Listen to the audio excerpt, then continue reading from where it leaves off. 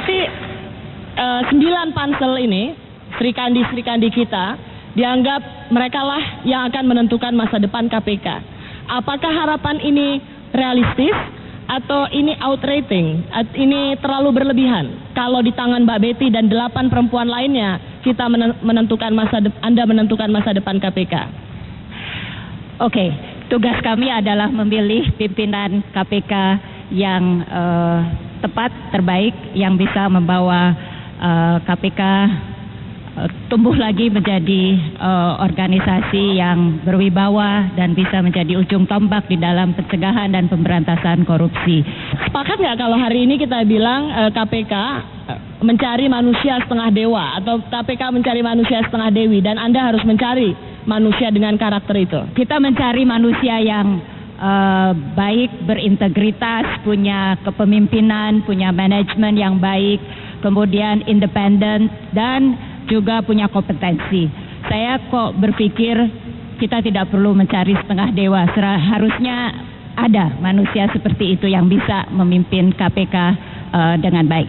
Pertanyaannya adalah bagaimana tadi Mas Johan Budi bilang mengukur integritas itu gimana sih? Bagaimana menjelaskan multidisiplin ilmu dari 9 Sri Kandi ini? Ada dari perbankan, ada dari sosiologi, ada Mbak sendiri dari IT dan manajemen. Bagaimana ini memberikan sumbangan untuk menemukan manusia-manusia setengah dewa ini? Kami berpikir bahwa latar belakang ini sangat relevan di dalam melihat dan menseleksi para kandidat pimpinan KPK, karena kita bisa melihatnya dari sudut pandang yang berbeda. Begini, bagaimana Anda bisa tahu bahwa kelak ketika itu sudah menjadi manusia yang pimpinan KPK, bagaimana Anda bisa tahu bahwa dia tidak akan dipersoalkan lagi di masa yang akan datang? Bagaimana Anda bisa mendeteksi bahwa dia itu nggak terlibat dalam pemalsuan kartu keluarga? Atau dia punya kasus waktu dia menjadi pengacara? Baik, jadi ada beberapa hal yang kita akan lakukan ya. Yang pertama, setelah kandidat ini lulus seleksi administratif, kita akan publikasikan kepada masyarakat sehingga masyarakat bisa memberikan tanggapan ya. Waktunya 1 bulan dan kita mengundang masyarakat untuk memberikan masukan. Selain itu, ada beberapa tahapan di dalam seleksi ya, mulai dari penelaan makalah, kemudian kita lihat tes psikologinya, kemudian ada wawancara, dan ada satu lagi adalah penelusuran yang lebih dalam terhadap kandidat yang sudah masuk daftar pendek. Misalnya rekeningnya termasuk, karena tapi kita kalau dia nyimpan di pengacaranya, dia punya uang beratus miliar tapi dia ditaruh di rekening pengacaranya atau rekening akuntannya, bagaimana Anda mendeteksi itu? Ya, kita berharap tentu PPATK kita lebih canggih untuk bisa menelusuri itu. Kemudian kita juga, saya rasa di KPK juga ada semacam surveillance ya, melihat lifestyle. Jadi sebetulnya lifestyle. Apakah Anda ingin mengatakan menjadi pimpinan KPK tidak boleh hedon, nggak boleh sosialita, nggak boleh punya kehidup senang dugem? Jadi sebetulnya lifestyle itu harus sesuai dengan penghasilannya kan? Kalau lifestyle-nya itu berbeda sekali dengan penghasilan, itu sudah menjadi indikasi bahwa ada hal-hal yang patut dicurigai. Ya. Sorry, Anda jadi pimpinan KPK atau jubir KPK nggak pernah keluar malam ke kafe gitu, nggak pernah? Meskipun memang wajah Anda juga nggak pantas sih ke kafe. Ini yang nggak enak. Kalau misalnya Anda keluar foto gitu, Anda merasa cemas nggak kalau perempuan cantik minta foto gitu? Ya, belajar dari kasus saya sebelumnya, saya cemas juga. Cemas? Tapi saya nggak punya kehidupan seperti itu ya. Anda bisa monitoring saya 24 jam. Bukan karena ada pansel ya. Kalau ada perempuan minta foto, biasanya Anda perlu ada saksi nggak? Itu sekarang harus bertiga. Harus bertiga? SOP di KPK? Iya, harus bertiga. Ini baru karena kasusnya Pak Abraham Samad apa dari dulu? Udah lama. Bahwa kalau berfoto khusus dengan perempuan harus ada saksi. Harus bertiga. Kita yang nggak kenal ya tiba-tiba itu kan nggak bisa berdua gitu. Tapi kalau udah kenal ya nggak masalah lah kalau udah kenal. Oke. Iya. Makanya sebentar sih. Tadi ada yang menarik dari Mbak Betty ya, berkaitan dengan tracking tadi ya. Soal ada kekayaan dan saya mengusulkan pada pansel ini ada persoalan serius di KPK ya. Ketika KPK menyentuh elit-elit kekuasaan yang dulu sakral disentuh oleh penegak hukum, itu ada namanya koruptor fight back itu.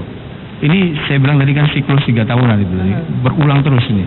Nah karena itu untuk menjaga kasus seperti Pak Abraham Samad, kemudian Pak Bambang Wijayanto, harus pansel berkoordinasi dengan pihak Polri ya, berkoordinasi dengan kejaksaan, juga dengan KPK. Ya. Kalau itu tracking tadi yang itu dengan PPATK, ya. Nah itu bisa jadi semacam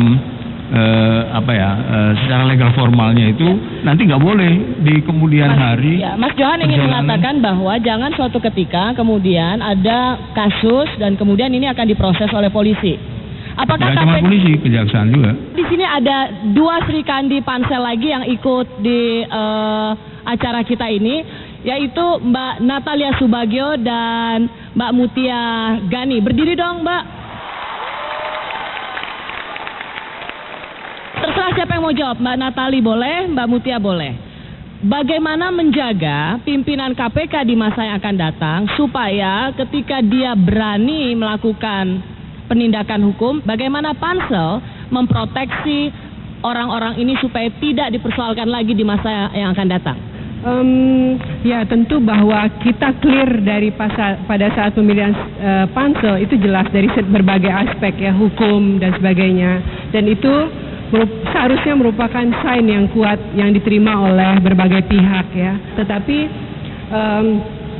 kalau kita memperhitungkan calon yang terpilih, katakan di shortlist misalnya, tentu kita akan memperhitungkan juga berbagai kapasitas. Disitulah pentingnya berbagai multidisiplin ilmu di situ. Ya. Tetapi rekam jejak penting. Mbak Natali sebenarnya salah nggak kalau kita berharap besar sekali pada 9 Sri Kandi ini sehingga kita semua orang bilang masa depan KPK itu di tangan Anda semua bersembilan. Dan kalau ada apa-apa pada KPK, salahlah perempuan-perempuan ini sehingga orang akan melegitimasi. Itulah kenapa dulu pilih perempuan sih salahnya. Oh, saya kira nggak semudah itu ya. KPK itu bukan milik kami anggota pansel saja. KPK itu adalah milik kita sebagai suatu bangsa. Jadi masyarakat mempunyai andil juga untuk menjaga agar KPK dipimpin oleh orang-orang yang baik. Kan nanti ada masa untuk daftar pencalonan diri. Ya nanti pada saat itu kami berharap bahwa KPK ikut memastikan atau ikut turut serta dalam proses mencari orang-orang yang baik. Di sini kita bersama ribuan mahasiswa. Mbak Natali juga kita bisa bilang pada teman-teman mahasiswa, kalau kita semua tahu, kalau Anda ada yang tahu orang yang rekam jejaknya memang terpuji, dia punya integritas yang luar biasa, masyarakat bisa ikut menominasikan. Masyarakat nggak bisa menominasikan tanpa sepengetahuan orang yang mau dinominasikan. Nanti enak saja masyarakat menominasikan omnya yang baik gitu, tapi omnya nggak tahu apa-apa, tahu-tahunya dinominasikan, ya tentu tidak bisa. Tetapi masa si anak ini bisa saja bilang ke omnya, Om kelihatannya bapak om baik sekali, saya tahu om kerjanya baik, jujur, tolong dong om daftarkan diri kepada pansel KPK. Nah dengan demikian nanti KPK bisa menjadi milik kita bersama. Bagaimana Anda memastikan bahwa orang-orang yang mendaftar bukan orang pelamar kerja? Tentu kita tidak ada jaminan ya, apa-apa itu tidak ada garansi ya.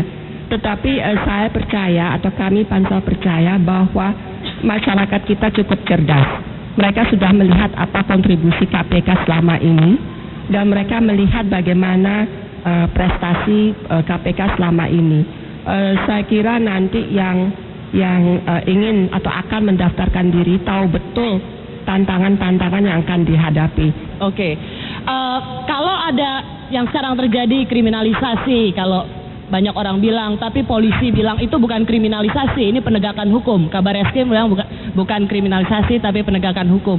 Pada pimpinan KPK yang sudah dipilih oleh para pansel sebelumnya, ada juga nih panitia seleksi di tahun sebelumnya, ada Bapak Roni Niti Baskara dan juga Bapak Ahyar Salmi. Kalau ada pimpinan KPK sekarang kena kasus hukum, rasanya Anda berdua adalah orang yang paling bertanggung jawab.